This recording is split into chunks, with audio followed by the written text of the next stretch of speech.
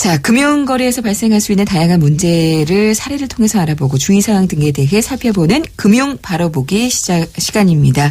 금융감독원 금융민원실 이창훈 팀장님 나오셨습니다. 어서 오세요. 어서 오세요. 예, 안녕하세요. 자, 오늘은 채무 때문에 어려움을 겪는 분들이 개인 회생 신청을 하기 전에 꼭 체크해야 할 금융 관련 유의사항에 대해서 알려주신다고요? 네. 예. 먼저 개인 회생 제도가 어떤 건지부터 좀 설명해 주세요. 예, 개인회생제도는 재정적인 어려움으로 인해서 당장은 경제적 파탄에 직면하고 있겠지만 향후 수입을 얻을 가능성이 있어서 회생이 가능할 것으로 보이는 개인 채무자들을 대상으로 해서 채권자 등 이해관계자들의 법률 관계를 합리적으로 조정해서 채무자를 돕는 제도입니다. 즉 총 채무액이 담보가 있는 채무인 경우에는 5억 원, 담보가 없는 채무인 경우에는 10억 원 이하인 개인 채무자가 법원에 신청을 해서 향후 3년 내지 5년간 일정한 금액을 변제를 하면 나머지 채무에 대해서는 면제받도록 하는 절차입니다. 예, 일단 뭐 개인 회생 신청하는 분들이 많은가요? 예, 해마다 증가하고 있는 상황인데요. 법원 통계 자료를 보면 2010년에 4만 7천 명 정도였는데 이후에 꾸준히 증가해서 작년에는 11만 명 정도를 넘었었습니다. 네. 이렇게 늘고 있는 걸 보면 경제적으로 어려움을 겪고 계신 분들이 많아지고 있다 이렇게 해석을 해야겠죠. 네. 그런데 물론 뭐 경제적 어려움도 있겠지만 예. 뭐 홍보 효과나 안 그러면 신청자의 채무조정 프로그램에 대한 선택 이런 부분들도 상당 부분 영향을 미친 것으로 보입니다. 개인회생 외에도 신용회복위원회를 통한 개인 워크아웃이라든지 프리워크아웃 제도가 있는데요. 예. 작년 기준으로 보면 개인 회생 신청이 늘어난 반면에 개인 워크아웃 쪽은 상당 부분 줄어든 것으로 나타납니다. 또 채무조정 프로그램 중에 개인 회생이 차지하는 비중이 2010년에 21% 정도에서 작년에 44% 정도로 증가한 것을 보면 단순히 경제적으로 경제적인 어려움 때문에 증가됐다는 결론을 내리는 것은 조금 성급해 보이는 부분도 있습니다. 예. 앞서 말씀하신 대로 그 신용회복위원회에서 취급하는 개인 워크아웃과 프리 워크아웃도 뭐 유사한 채무조정 프로그램이라고 보면 될까요? 네, 그렇죠. 신용회복위원회에서 취급하는 개인 워크아웃이나 프리 워크아웃 같은 경우에는 협약이 되어 있는 금융회사 채권만을 대상으로 연체 기간에 따라서 대상자를 정한다는 점, 네. 또 변제해야 하는 채무 금액의 변제 기간이나 채무조정 금액이 개인 회생과 다를 수 있다는 점에서 조금 차이는 있습니다. 그러니까 오늘 저희가 법원이 하는 개인 회생 제도를 공부하고 있고요. 그죠? 네, 그렇죠. 그런데 이제 신용회복위원회에서 하는 개인 워크아웃 제도도 유명한데 거기 이제 채무를 탕감해 주는 거 이건 똑같은데 개인 회생은 대부업체 사채까지 다 되는 거죠. 네, 그렇죠. 개인 회생은 이제 법원에서 하는 거기 때문에 네. 사채, 일반적인 네. 사채, 개인 사채 이런 부분들까지 다 포함이 되는 부분이고요. 네. 개인 워크아웃은 네. 이제 신용회복위원회가 네. 협약이 되어 있는 금융기관, 네. 거기하고 협약을 하기 때문에 한 3,600개 정도 금융기관이 포함되는데요. 네. 그러니까 약속한 우리는 개인 워크아웃 신용회복위원회하고 약속을 해가지고 네. 우리 이런 분들의 채무를 빚을 좀 깎아드릴게요. 네, 약속한 그렇죠. 금융기관만 개인 워크아웃이 가능한 거죠. 네, 그렇습니다. 그런데 앞서 팀장님 말씀하신 것처럼 개인 회생은 늘었는데 개인 워크아웃은 좀 줄었다 이 말은 개인 회생은 많이 늘었는데 이 말은 어찌 보면 대부업체나 이런 데서 많이 빌리셔가지고 못 갚는 분들이 또 법원으로 오시는 네. 그런 것도 좀 있을 것 같아요. 그런 부분도 이제 있을 수 있는 부분이고요. 네. 좀 전에 말씀드렸던 것처럼 개인 워크아웃은 협약되어 있는 금융기관의 채무만 조정해 주는 부분이지만 네네. 개인 회생은 전부 다 이제 되니까 네네. 그쪽이 조금 유리하다고 생각하는 부분들이 있을 수도 있습니다. 네. 그러니까 자 다시 정리하면 사채나 대부업체 돈 못 갚고 계신 분들은 법원으로 가시면 되고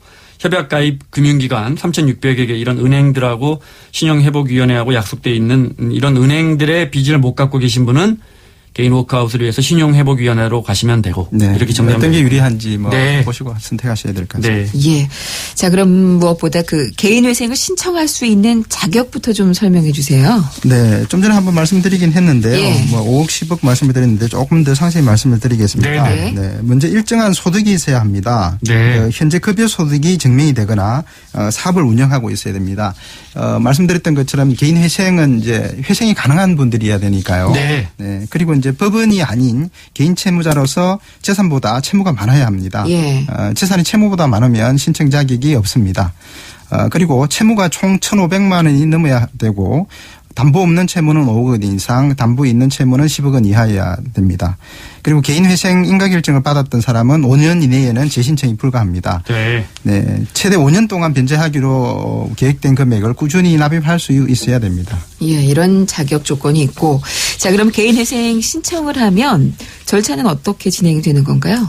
네, 개인회생 신청을 하면 일단 신청일로부터 14일 내에 변제 계획안을 제출하게 되고 이후에 회생위원이 선임된 다음에 통상적으로 법원은 신청자 재산에 대해서 보전 처분과 함께 개인회생 개시 결정이 있을 때까지 변제 등과 관련한 중지, 금지 명령을 하게 됩니다. 이 부분이 상당히 중요합니다. 네. 네, 그리고 신청일로부터 1개월 내에 개인회생 개시 결정 절차가 있고요. 개시 결정이 되면 채권자와의 조정 절차를 거쳐서 변제의 이행과 면책이 이르게 됩니다. 그러면 그 1억 원, 예를 들어 1억 원을 빌려서 못 갚고 연체하고 있다 그러면 1억 원 중에 당신 소득이 얼마가 입증이 됐으니까 네. 뭐 몇 년 동안은 뭐 얼마를 한 3천만 원은 탕감해주고 나머지 7천만 원에 대해서는 몇 년 동안 갚으세요. 네, 3년 이렇게 내지 5년 동안 상환을 하세요. 그렇게 조정이 되는 거군요. 네네. 네. 자, 어떤 부분에서 어려움이 발생되고 있는지 구체적으로 좀 살펴볼게요. 개인회생 관련해서 민원을 하는 분들이 많다고요. 네, 감독원이 매일 많이 접수가 되고 있는데요.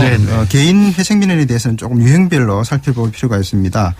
먼저 개인 회생 신청을 했는데도 금융회사가 담보대출에 대해서는 필제권이 있다. 이렇게 네. 하면서 변제를 못할 경우 경매를 진행하겠습니다라고 한다는 민원이 있었고요. 네. 또 다른 유형으로는 담보부동산의 경매를 피하기 위해서 연체가 안 되도록 이자를 상환하려고 했더니 법원에서 변제 중지 금지 명령을 내려서 금융회사가 이자를 받아주지 않는다. 그래서 결국은 연체가 됐다 이런 이야기입니다. 예, 하나하나 어렵습니다. 좀 네. 어려웠기 때문에 살펴볼게요. 많이 들어오는 민원 사례가 개인 회생 신청을 했는데 금융회사가 별제권이 있다면서 변제를 안 하면 그러니까 갚지 않으면 경매에 넘기겠다. 뭐 별제권이 근데 뭔지부터 좀 알아야 될 것 같은데요. 네, 그 별제권이라는 거는 채무자 회생 및 파산에 관한 법률에서 규정을 하고 있습니다. 이 부분이 조금 어렵긴 한데 한번 설명을 드리면 네.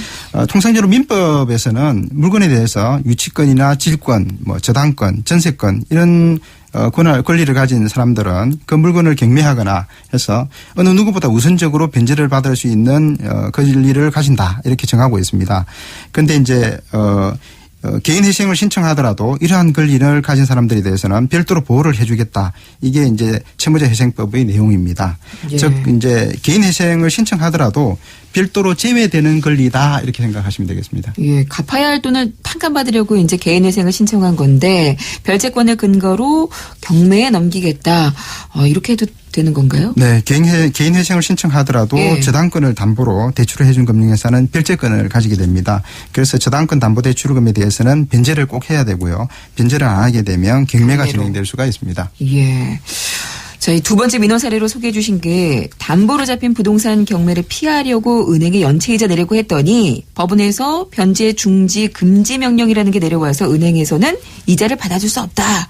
이거는 또 뭔 소린가요? 네, 앞에 제가 절차를 설명을 드리면서 네. 이 부분 중요하다고 말씀을 드렸는데요. 법원의 금지 명령이 있게 되면 금융회사는 변제 및 변제 요구 행위 일체를 할 수가 없게 됩니다. 따라서 금융회사가 변제를 받을 수 없어 연체가 발생할 수가 있는데요. 특히 이제 별제권이 있는 담보부 대출의 경우에는 이자를 납입하지 못해서 연체가 발생되고 경매까지 진행되는 경우도 있습니다.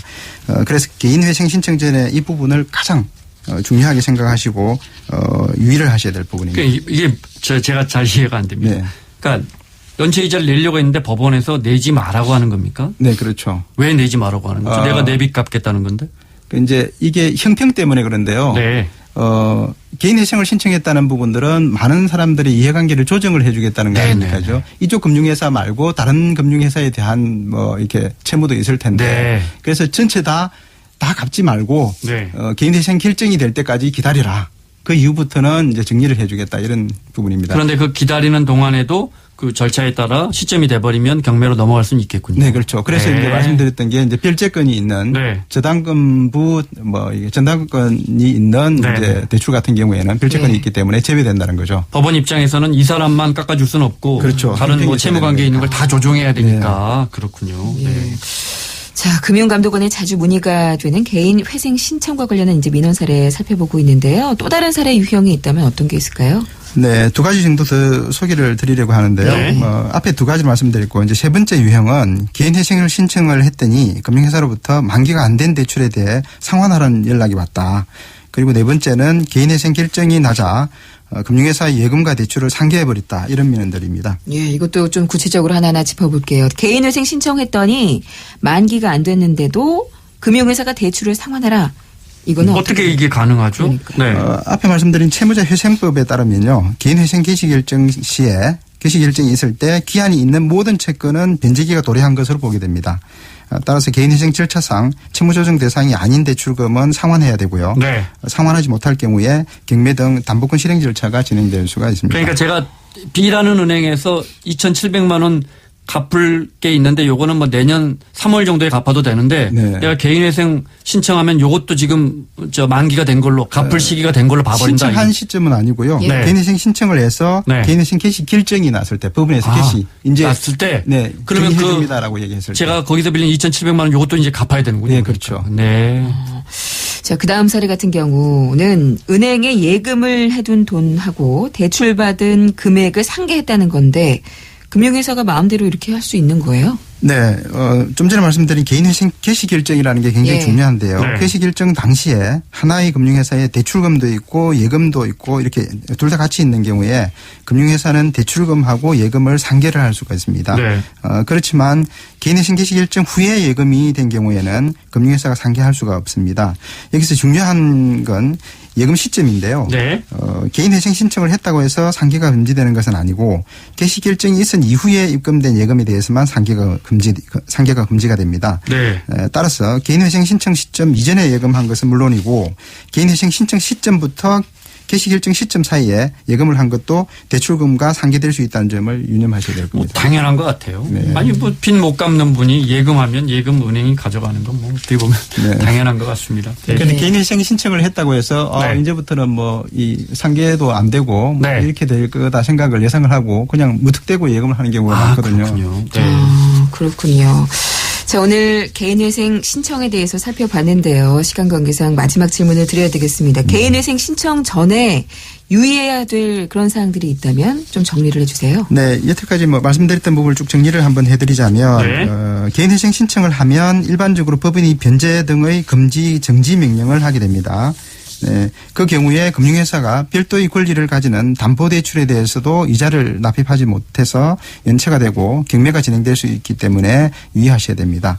또 법원이 개인회생 절차 개시 결정을 하게 되면 모든 대출은 기한 이익이 상실이 됩니다. 바로 상환을 해야 된다는 거죠. 네. 네, 같은 금융회사에 예금이 있는 경우에는 금융회사가 상계 처리를 할 수도 있으니 개인회생 신청을 하기 전에 이러한 사항을 미리 고려하실 필요가 있겠습니다.